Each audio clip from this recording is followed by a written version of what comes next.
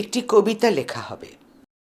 তার জন্য অপেক্ষার উত্তেজনা নিয়ে লক্ষ লক্ষ উন্মত্ত অধীর ব্যাকুল বিদ্রোহী শ্রোতা বসে আছে ভোর থেকে জনসমুদ্রের উদ্যান সৈকতে।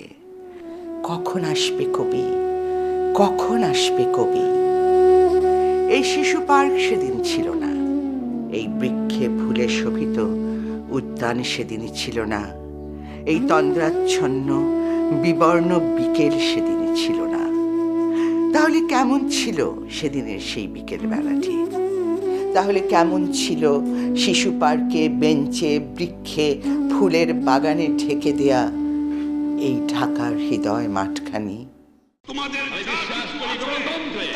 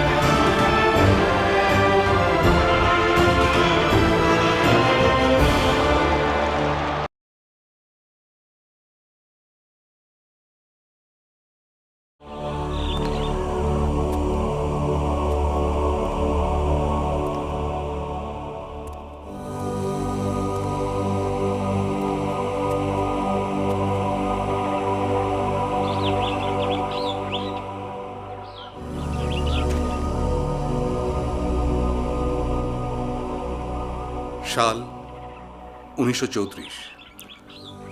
বঙ্গবন্ধু তখন সপ্তম শ্রেণীতে। বাবার কাছ থেকে লেখাপড়া ভালোই চলছিল। দুষ্ট প্রকৃতির খোকা, খেলাধুলা করতেন, গান গাইতেন, ব্রতচারীও করতেন খুব।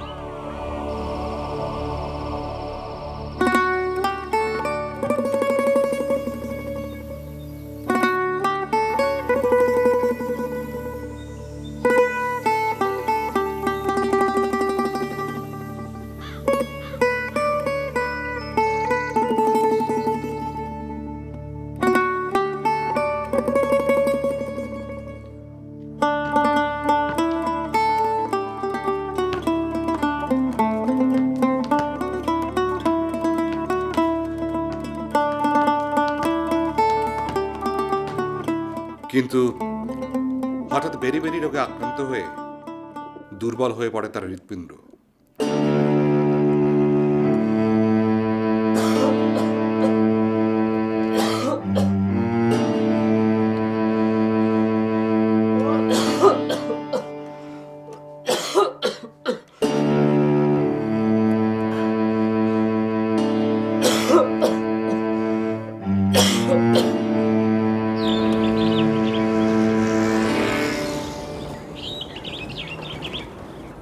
বাবা শেখ লুৎফর রহমান আর কোনো উপায় না পেয়ে আদরের বড় ছেলেকে নিয়ে রওনা হন কলকাতা।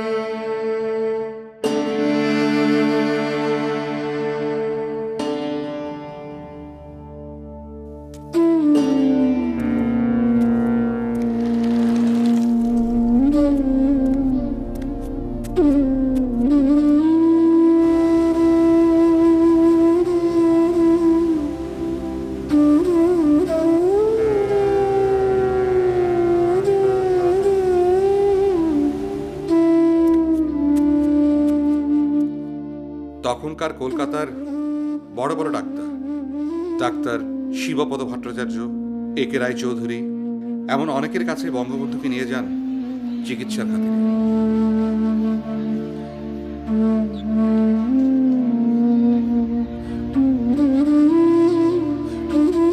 এবং প্রায় 2 বছর পর এ ডাক্তার সে ডাক্তার করে শেখ লুৎফর রহমান ছেলেকে নিয়ে আবারও ফেরেন নিজ বাসস্থানে।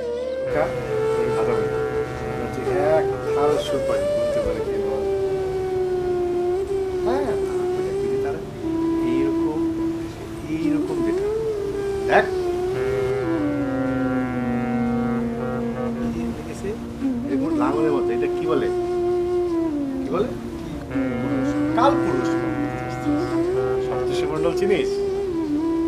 এই দিকটাতে দেখ, দেখ 7টা তারা, হ্যাঁ 7টা গুণ 1 2 4, একটু প্রশ্নবোধকের মতো না, এই যে 7টা, এটা হচ্ছে সপ্তর্ষি। সপ্তর্ষি কি? সপ্ত ঋষি, 7টা ঋষির নামে 7টা সপ্তর্ষি।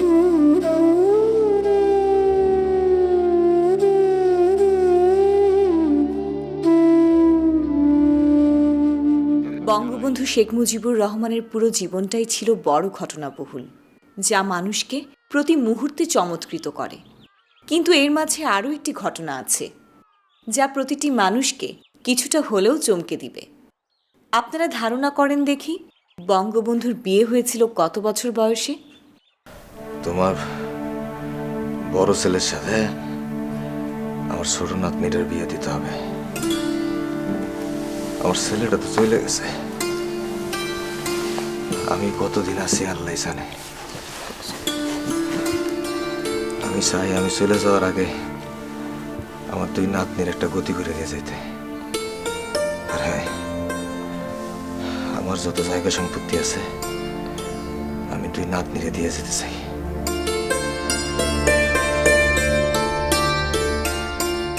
মুরব্বীদের কথা রাখার জন্য বঙ্গবন্ধু শেখ মুজিবুর রহমান ও বঙ্গমাতা শেখ ফজিলাতুন্নেসার বিয়ের রেজিস্ট্রি করা হয়। একজনের বয়স 12-13, আরেকজনের বয়স 3 কি 4। কেউই হয়তো বুঝতেন না বিয়ে ব্যাপারটা কি, কিন্তু ভবিষ্যতের কথা ভেবে এবং মুরব্বীদের মান রাখার জন্য বিয়েটা হয়ে যায়। তুমি রাজি আছো তো? জি চাচাজান। আলহামদুলিল্লাহ।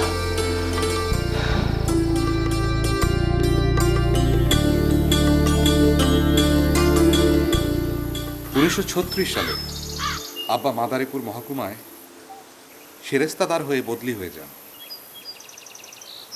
আমার অসুস্থতার জন্য মাকেও সেখানে নিয়ে আসেন। 1936 সালে আবার আমার চক্ষু খারাপ হয়ে পড়ে। গ্লুকোমা নামে একটা রোগ হয়।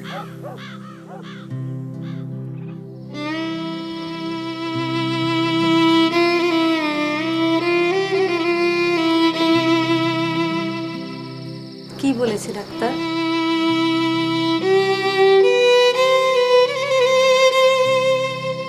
ডাক্তার বলছে খোকারে নিয়ে কলকাতা যাইতে। তার চোখের যে অবস্থা, এখানে চিকিৎসা সম্ভব না। আমি তোমার বাড়ি যাওয়ার ব্যবস্থা করে দিচ্ছি, তুমি বাড়ি যাও। আমি খোকারে নিয়ে কলকাতায় যাবো।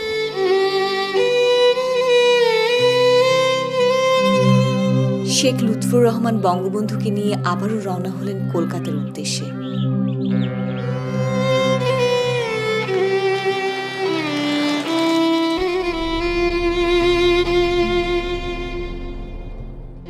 ভয় তার, দেরি হলে অন্ধ হয়ে যেতে পারেন বঙ্গবন্ধু শেখ মুজিবুর রহমান, অর্থাৎ তার আদরের খোকা। কলকাতা গিয়ে সেখানে তাকে ভর্তি করানো হলো কলকাতা মেডিকেল কলেজ হাসপাতালে। ডাক্তার টি আহমেদ দেখলেন বঙ্গবন্ধুকে, বললেন চোখের অপারেশন করাতে হবে। যতটা দ্রুত সম্ভব অপারেশনটা করে ফেলতে হবে।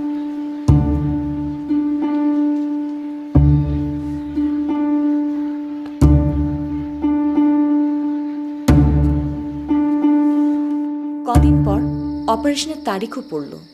চোখের চিকিৎসার পর মাদারীপুরে ফিরে এলাম। কোনো কাজ নেই, লেখাপড়া নেই, খেলাধুলা নেই, শুধুমাত্র একটা কাজ, বিকালে সভায় যাওয়া। তখন স্বদেশী আন্দোলনের যুগ। স্বদেশী আন্দোলন তখন মাদারীপুর ও গোপালগঞ্জের ঘরে ঘরে। ইংরেজদের এদেশে থাকার অধিকার নেই, স্বাধীনতা আনতে হবে। 1937 সালে বঙ্গবন্ধু আবারও লেখাপড়া শুরু করেন।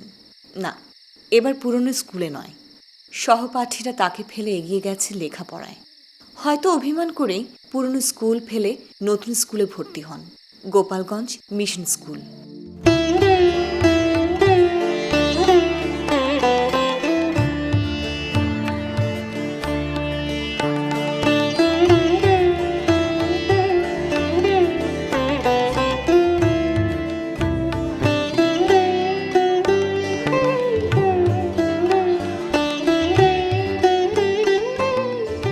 এবার শেখ লুৎফর রহমান কাজী আব্দুল হামিদ নামে এক জায়গির মাস্টারকে রাখেন বঙ্গবন্ধুকে পড়ানোর জন্য।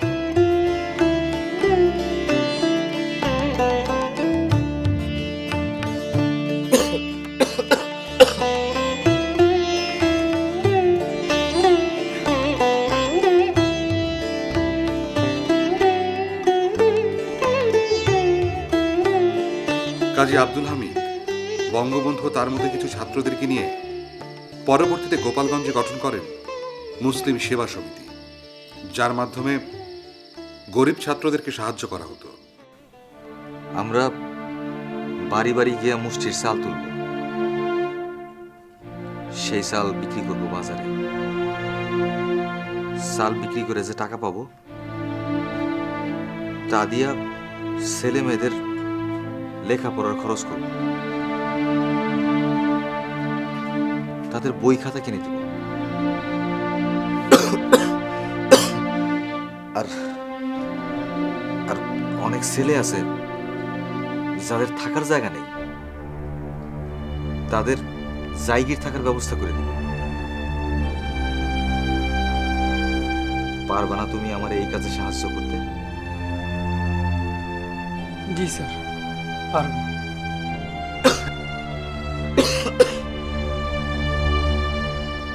কাজী আব্দুল হামিদ বঙ্গবন্ধু ও অন্যান্য ছাত্রদের সাথে নিয়ে মুষ্টি ভিক্ষা চাল উঠাতেন বিভিন্ন বাড়ি থেকে।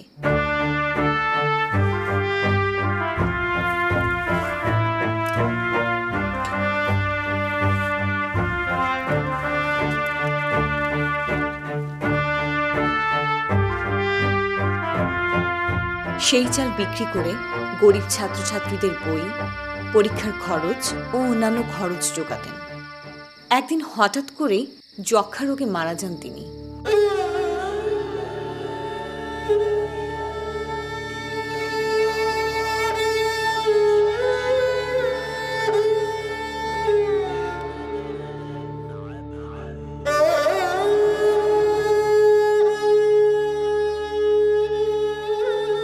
এরপর বঙ্গবন্ধু সেই সেবা সমিতির দায়িত্ব নেন। রাজনীতি হোক আর মানব সেবাই হোক, হতে পারে বঙ্গবন্ধুর এই দীর্ঘ পথ চলার শুরু এখানেই।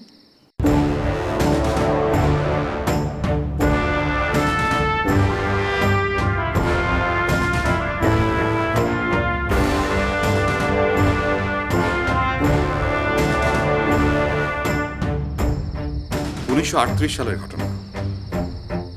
শেরে বাংলা তখন বাংলার প্রধানমন্ত্রী এবং সোহরাওয়ার্দী শ্রমমন্ত্রী। তারা গোপালগঞ্জে আসবেন। বিরাট সভার আয়োজন করা হয়েছে, এক্সিবিশন হবে ঠিক হয়েছে।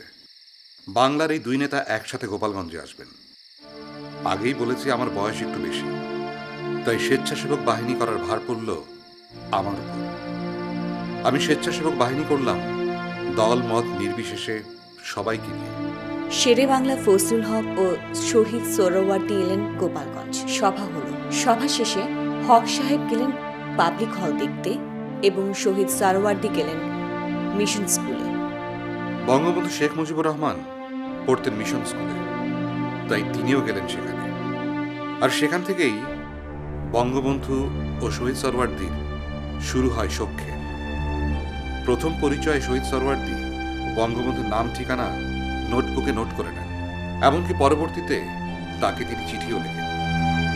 একদিন খেলা শেষ করে বঙ্গবন্ধু যখন বাড়ি ফেরেন তখন জানতে পারেন তারই আরেক বন্ধুকে কিছু লোকজন ধরে নিয়ে গিয়ে মারধর করছেন। তিনি আর দেরি না করে কিছু ছাত্র বন্ধুকে সাথে নিয়ে সে বন্ধু মালিককে বাঁচাতে চান। দুপক্ষের কিছুটা মারপিট, তারই সূত্র ধরে পুলিশ আসে বঙ্গবন্ধুকে ধরে নিতে। কেস হয়, বঙ্গবন্ধুকে কোর্টে চালান করা হয়। তার বিরুদ্ধে মিথ্যে মামলা দেওয়ারও চেষ্টা চালানো হয়। বলা যায় বঙ্গবন্ধুর বাবার চেষ্টাতেই শেষমেশ এই মামলার মীমাংসা হয়। সেই আমলে বঙ্গবন্ধুর বাবা শেখ লুৎফর রহমান 1500 টাকা জরিমানা দিয়ে মামলার নিষ্পত্তি টানেন। আর সম্ভবত সেখান থেকে সূত্রপাত বঙ্গবন্ধুর জেল জীবনের। একটি কবিতা পড়া হবে, তার জন্য কি ব্যাকুল প্রতীক্ষা মানুষের। কখন আসবে কবি, কখন আসবে কবি। শত বছরের শত সংগ্রাম শেষে রবীন্দ্রনাথের মতো দৃপ্ত পায়ে হেঁটে অতঃপর কবি এসে জনতার মঞ্চে দাঁড়ালেন। তখন পলকে দারুণ ঝলকে তরিতে উঠিল জল, হৃদয় লাগিল দোলা, জনসমুদ্রে জাগিল জোয়ার, সকল দুয়ার খোলা। কেরোথে তাহার বজ্রকণ্ঠ বাণী, গণসূর্যের মঞ্চ কাঁপিয়ে কবি শোনালেন তার অমর কবিতা খানি। এবারের সংগ্রাম আমাদের মুক্তির সংগ্রাম, এবারের সংগ্রাম স্বাধীনতার সংগ্রাম। সেই থেকে স্বাধীনতা শব্দটি আমাদের।